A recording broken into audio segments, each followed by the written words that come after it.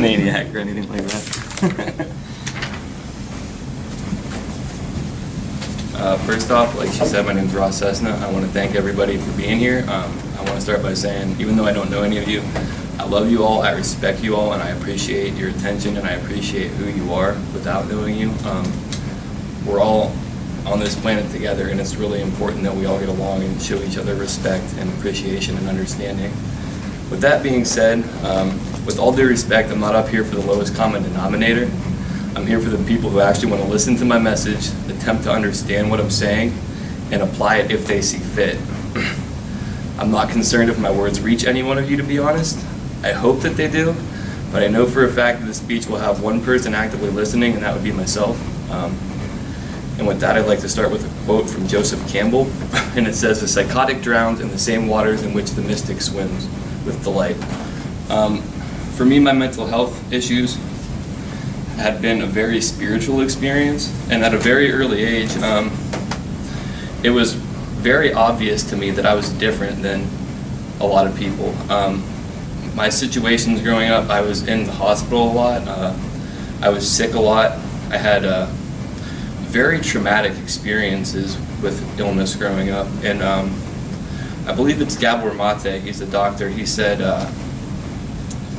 trauma is things that weren't supposed to happen that do happen, or things that were supposed to happen that didn't happen. And I think everybody has traumatic events in their life to varying degrees, and how it affects people affects them in various degrees as well. Some of the issues that I faced early on was my aunt committed suicide when I was, I think, 5 or 6 or so. The age isn't really that relative. But one of my thoughts that I had, which showed that I was different than most people, I would assume, is I remember walking on a sheet of ice in November and thinking, when I die, everything's going to go black, everything will be cold, the sun will burn out, and the world will end, and that'll be the end of everything. I don't think that the average 5 or 6-year-old is thinking thoughts like that. The next experience that really showed that I was different, I think, than a lot of other young people was after my parents got divorced and my dad remarried. I didn't feel like I was getting enough attention. And having been sick most of my childhood, I always had a lot of attention. I was the focal point of attention in lots of ways. And I remember one winter, I ran out away from the house, and I went to this field next to my house, and I found this little box, and the box had no sides on it. And I found a rug, I put it over that, and it was snowing out. It was, I don't know, it was below 32 degrees probably, obviously, if there was snow. But I put the rug up, I found a little pot so I could go to the bathroom in it. And I was determined to live in that little box just to escape my situation, because I felt so, I didn't feel like I was getting attention, I didn't feel like I was appreciated, I didn't feel like I was needed. And that was probably when I was 6 or 7. And thankfully, I had enough common sense once I probably was experiencing hypothermia. I got out of the box and I walked back to my house, and my dad put me in the tub, warmed me up, and I had no consequences from that. Throughout my experiences growing up, I just felt disconnected. I didn't feel like I was important. I didn't feel like I mattered. I didn't feel like genuinely cared or respected for, or like I was understood, or like people made the time to understand me. So as that progressed, I turned to drugs and alcohol, and I continually disconnected myself. I had some very spiritual experiences on drugs, but the thing that I've learned now is you can have all those experiences without those, and those are not genuine spiritual experiences in lots of ways. So I was really muddying the waters with everything I was experiencing by using drugs and alcohol, and I was just down a bad path. I eventually moved to Las Vegas when I was around like 22, I think. And that was the epitome of my soul sickness, or my spiritual illness, and my mental illness as well in lots of ways. I was caught up in ego, I was caught up in pride, I was caught up in all sorts of different addictions, whether it be how I treated women, just how I acted in general. And I think a lot of that's relative to the cultural sickness that we have in many ways. Our culture is not healthy, and I think that it really plays a lot into mental illness, because people are addicted to so many things now, cell phones, television, I mean, you name it, people have addictions to those things. And for me, Vegas was a turning point in lots of ways, because I left Las Vegas and I went to work at a summer camp for mentally disabled adults and disadvantaged teens. I have a culinary arts degree, so I was running the kitchen up there. And that was the first time I really did something for other people in some ways, and it really touched me. But the thing was, I was still really sick, and I didn't get the most out of the experience, and I left that experience early. And then I went to live, I had a 2007 Dodge Charger I had acquired at the time. I wasn't making payments on it because I had spent all my money on drugs and alcohol, and the payments for the car and the insurance was more than my rent and my food was, so I wasn't able to pay it. So I eventually ended up homeless with a 2007 Dodge Charger on the beaches of Northern California, Humboldt County, Arcata, Eureka area. Excuse me. I did have some help from my mother at that time, and that's from the grace of my higher power looking out for me to keep me safe and protected in those situations, is how I genuinely feel. I did some more traveling back and forth, ended up back in Northern California. It just wasn't a good situation for me. Again, it was the progression of my illness in lots of ways, because I felt so disconnected. I felt like I didn't fit in. I felt like I didn't matter. I felt like nobody cared, nobody understood me, and that was a reoccurring theme through most of my life.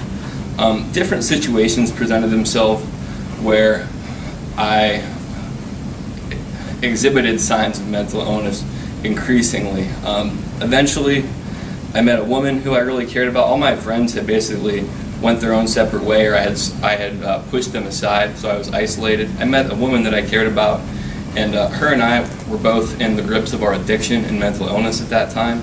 I can recall at one point I had broken my hand in a blackout drunk because I punched a wall because I was so upset about something, and then a week or so after that, she had cut her hand trying to open a beer bottle, and we were walking down the street at one point holding hands, two broken people holding hands, and that's like a great analogy for our relationship.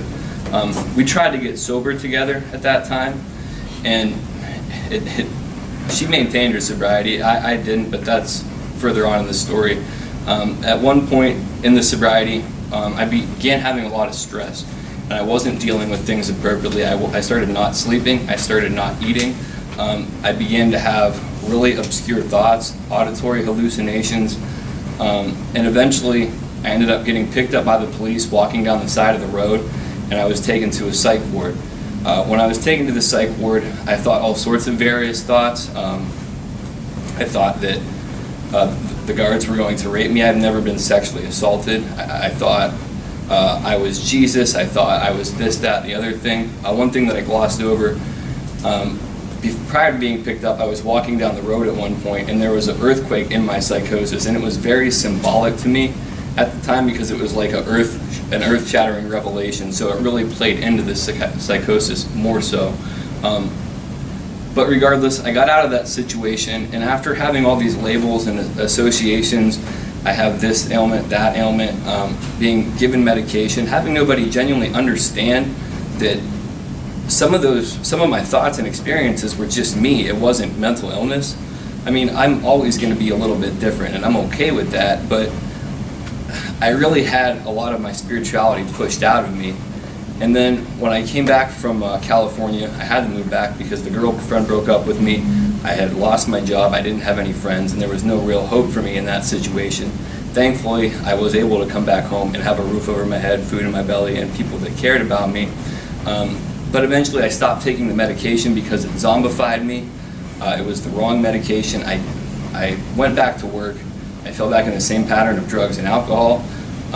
Eventually I stopped working because the stress associated with cooking was too much for me. And then I had another psychotic episode. This psychotic episode essentially lasted on and off for 6 to 7 months. There was periods of time where I would take medication, I wouldn't. Again, I thought I was Jesus. At one point I thought I was the devil. At one point I thought that my soul was going to be extinguished for eternity because of the horrible things I had done. And the thing that really made that experience even more difficult for me at that time was basically being told that I had no spirituality. It was all mental illness, and it wasn't so much in the words, but it was how people acted towards me. It was about the people around me who cared about me and were trying to do the best thing, not understanding my situation and not understanding that some of the things I was experiencing and exhibiting was just my personality.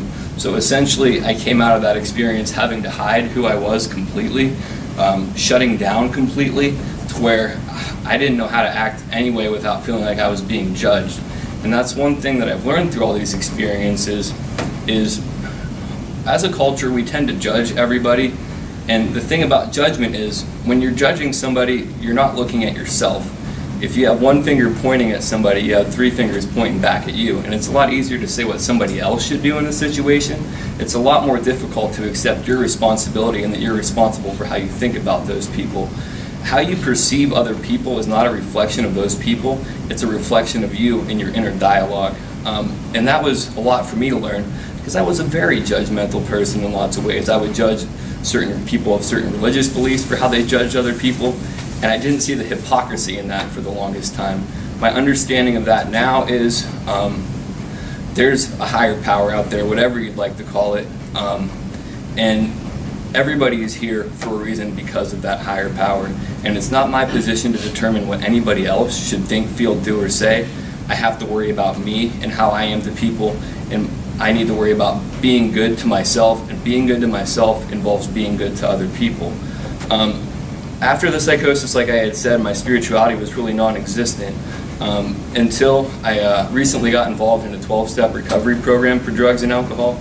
I hadn't really drank heavily for the past 2 years, but I was smoking pot every day along with taking my medication that I need for my mental illness. And I really was resistant to the medication for a long time, and this is somewhat of a tangent, but I understand now how important that medication is in those situations, and some people genuinely need that medicine. And when I was smoking pot on top of it, the synergy of the weed with the medication and not being able to deal with things effectively really magnified my problem greatly. After getting involved in the 12-step program, I was able to clear my head up, and in that situation I was able to also get a better understanding of myself, reconnect with my spirituality, feel connected to people again, because people understood the things that I had been through. They had felt the same thoughts, they had been in the same scenarios, not identical, but they could relate to me, and that's something that I thought I could never find, is people that related to me.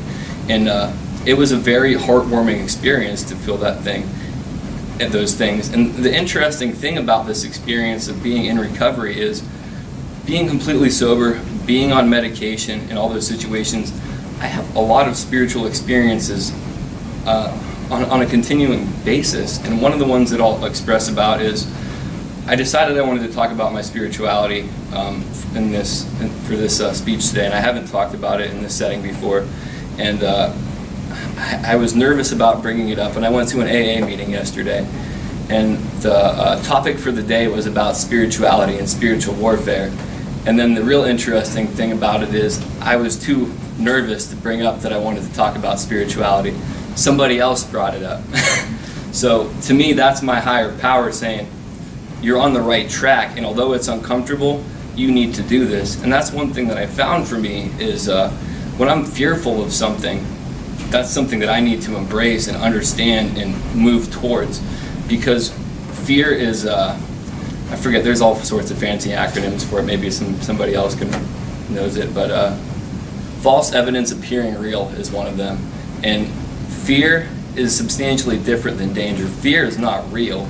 It's how you perceive a situation. Danger exists, but being fearful of talking about these things, one of my mentors who's involved with NAMI Mahoning Valley, she's a woman I respect a lot. She told me, it's not like they're going to go up, when you go up there and you say something, they're not going to stone you or burn you at the stake or something like that. I'm like, that's a good point. Like, I appreciated that. And I'd like to close with two quotes. One of them is, wisdom is often misunderstood as insanity by those not capable of receiving the message, and insanity is often accepted as wisdom by those willing to digest comfort rather than reality. And that's my own words. I don't think that I'm some great teacher, some guru or anything. I'm just a person who had experiences. I'm not a leader or a follower. I'm just me, and everybody has some wisdom you can gain from them if you listen to them and treat them with respect. And everybody's intelligent in ways that we aren't. Everybody has a certain set of gifts, and that's something that we should remember. And the final quote I would like to close with is, let's tell news stories. We have all been mentally ill temporarily. There is no permanent anything. Change is guaranteed.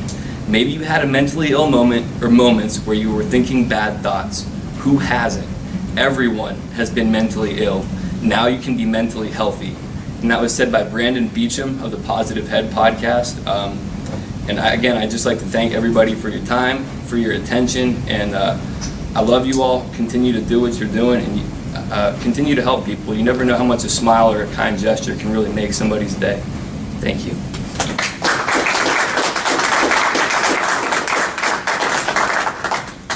I want to thank you, Ross, again for coming and talking.